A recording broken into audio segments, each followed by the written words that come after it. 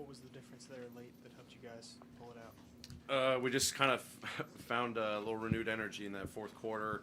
Obviously, I think they got out to like a 7-1 start in the fourth.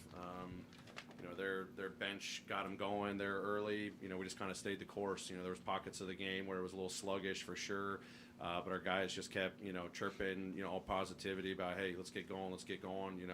Third straight back to back. There's no excuses, but our guys found a way, so it's a credit to them.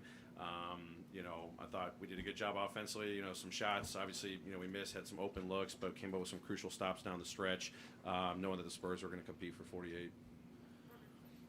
Taylor, it seemed like Zaire looked really comfortable in this game, and it also seemed like y'all gave him more responsibilities creating in that second unit, as y'all did in summer league. Was that kind of part of the design and part of like a return to play protocol right there, just kind of ease him back into those responsibilities? Yeah, obviously, just with our motion-based offense, I think that second unit was mostly Kennedy, Zaire, Dez, JJ, and X. The ball is just when the ball's moving, like we've been talking about the last 2 weeks, it's going to find different guys. I think Zaire's been playing well. Obviously had a really good game against Orlando a couple of nights ago. Has had 3 games in a row, in my opinion, where he's playing with a lot of confidence. The ball handling. Teams are playing pressure defense on him. He's getting to his spots. He's playmaking. He's scoring, shooting without hesitation. Just been really impressed. All the work that he put in the summer, getting his groove back. Tonight's a good reflection. Came out, gave us a really good spark. Taylor, is this the best stretch you've seen Jaren Jackson Jr. have, protecting the rim?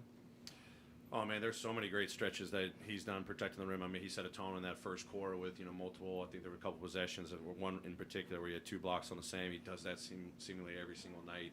It's just very impressive what he does.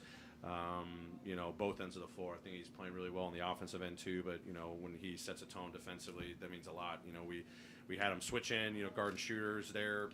At one point in the fourth quarter, thought he did a really good job.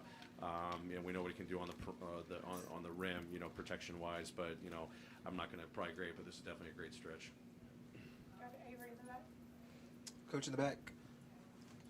Obviously 7 straight wins, but you've done most of your damage on these games of back-to-back games. Has it been difficult to manage the bodies and keep people fresh as you kind of go through this really tough stretch of the season, despite all the success? Yeah, I think we're doing the best we can managing it. The schedule is what it is. It's a credit to our players, our medical team, our entire staff, just trying to figure out how to navigate the days in between these games. But for our guys to navigate 3 back-to-backs in a row, and obviously have the results that, are very positive, it's a credit to them. So, we're just trying to keep our energy every single day, do the appropriate work in, the days in advance of these back-to-backs, make sure we fill up our cups.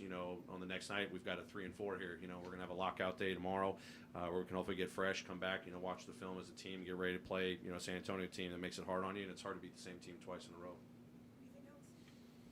Great. Thanks, everyone.